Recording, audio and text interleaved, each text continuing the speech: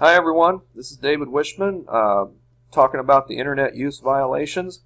I tried this once before and I ran out of time. I have a 15-minute time limit, so I'm going to get right after it here. Okay, we had to find out what we knew about this situation of this article. And first of all, the school was very affluent, a very rich neighborhood. The administration, Dr. Forbes, he's very well respected. He got Teacher of the Year, the article talked about.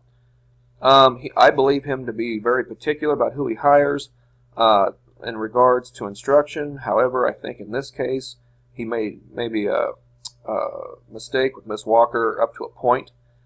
Speaking of her, she's very strict and high on rigor in the classroom.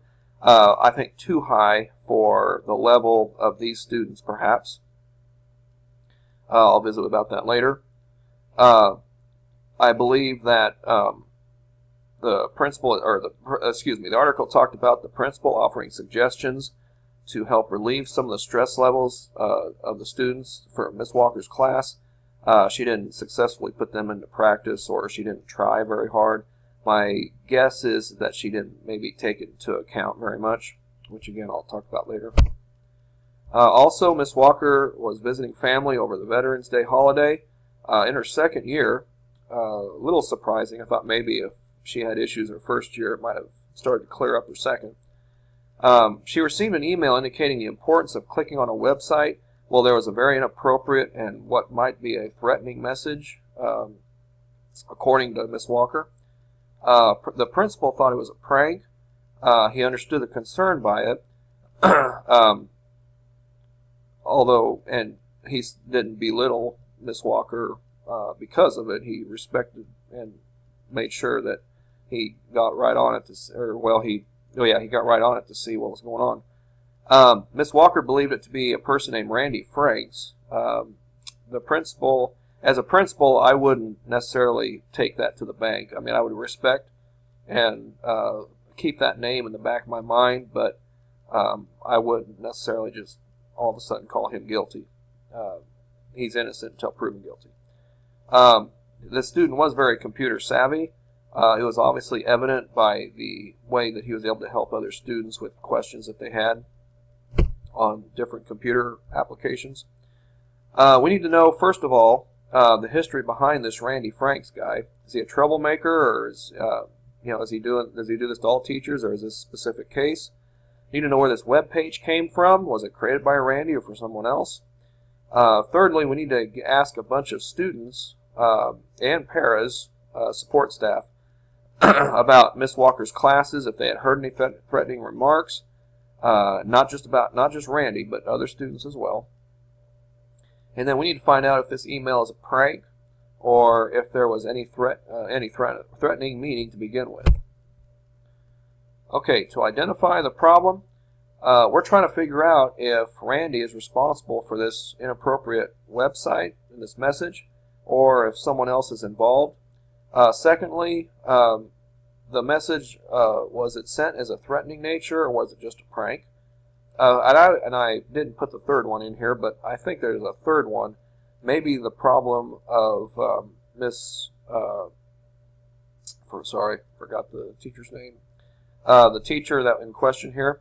I think maybe an issue there of trying to get her to understand that, you can't have kids be robots, as far as giving them instruction is concerned. There's a child development issue. Plan of action. I have 4 things here. To begin with, I'll visit with Randy Franks about the knowledge of any websites that he might have made. I won't necessarily direct it towards the situation. I'll just say, hey, how's your computer savvy been going on? You been anything particular that of interest that you've been doing? I will assure him that he's not being accused of anything. I'll be in collaboration with staff, other support staff, about conversations in regards to Miss Walker. There's her name. I'll be checking with the tech department to see if the email or the website can be traced, so we can get a name with that maybe. And I'll be visiting with Miss Walker again, and I'll be again emphasizing the importance of strategies to help her to de-stress her students down. Some strategies, speaking of those, First of all, any conversations I carry with any of the staff in regards to this event will be done professionally and in a non-accusing manner. Basically, everyone's innocent until proven guilty. This investigation will be conducted privately. Even if I have to contact local police about this, it'll still be privately. No recognition of anybody will be involved.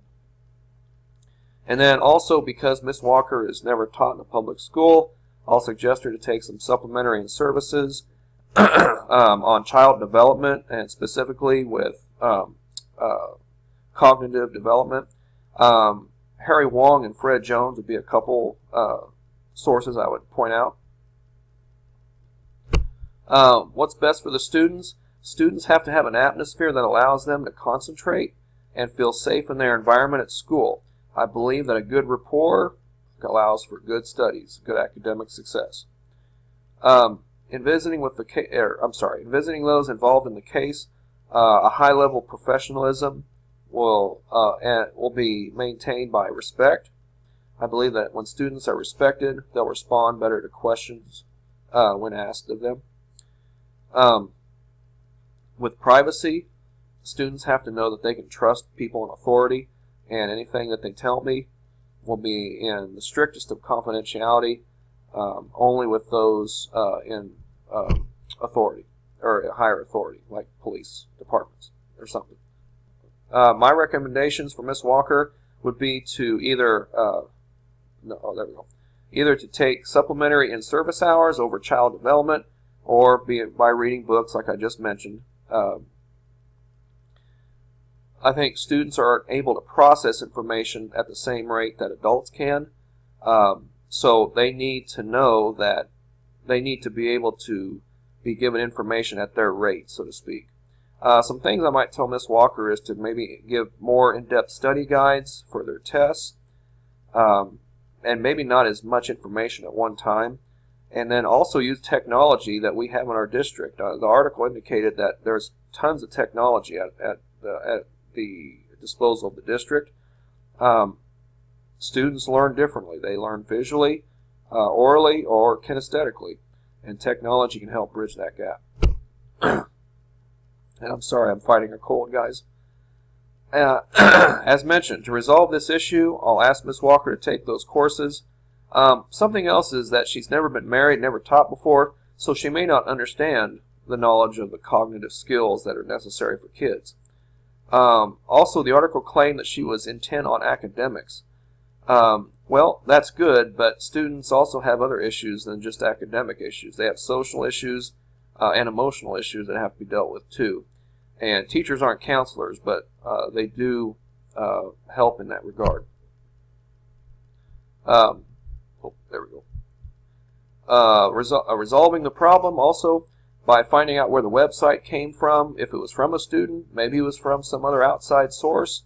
If the nature of the email that was given is actually a threatening nature, I'll be contacting local law enforcement and then go from there. Certainly the guilty parties, whether this has been a prank or not, will have suspensions in the least. Again, if it's with law enforcement, then we'll go a step further with that. The nature of the severity will depend on our handbook and how it reads. Basically, on Miss Walker, how she decides to implement the strategies that I'm trying to give her for de-stressing. I'm kind of wondering, maybe I should have called her in when she failed to do it the first time in my office and kind of say, hey, I need you to follow this. Maybe that would have prevented this from even happening. Maybe I should have looked more at her teaching experience than just her credentials. And then something else, I thought maybe I'll set up an honors class for her as she tries to learn some of these strategies of cognitive skills of kids. And maybe set up a honors class where those people and students in honors classes can keep up with her better, and then hire a different science teacher for botany and another science teacher that maybe teaches at not quite the same pace or some of the same material as what she would. Our district is affluent, so we've got the money to do it. I am kind of wondering what the community thinks of my leadership skills, since I didn't deal with the stress level of their kids sooner. And I'm seeing now how